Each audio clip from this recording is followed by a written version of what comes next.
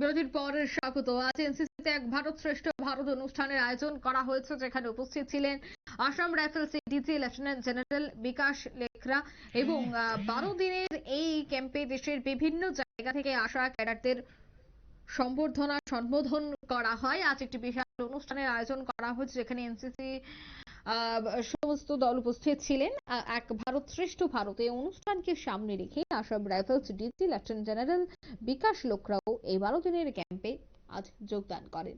আজকের এই অনুষ্ঠান থেকে কি বলছেন তারা শোনাচ্ছি। होता है वो लोगों के बीच में Assam rifle is part of the people of India.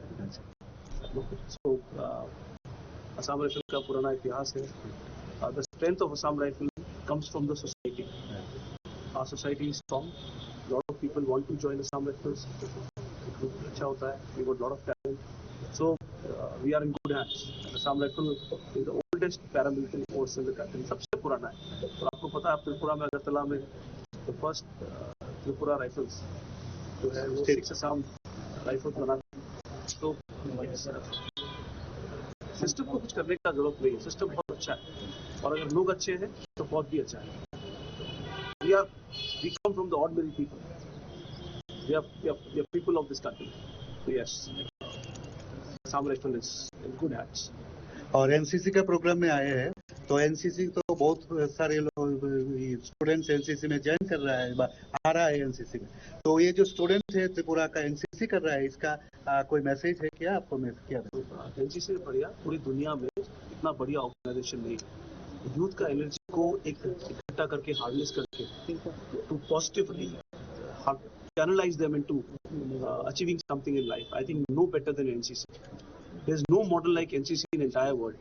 तो NCC तो जैसे आप बच्चा है त्रिपुरा का, यहाँ पे कॉलेज के स्टूडेंट्स, जिससे मैंने पूछा आप क्या करेंगे, उन्होंने लगा ग्रेजुएशन के बाद आर्मी ज्वाइन करेंगे.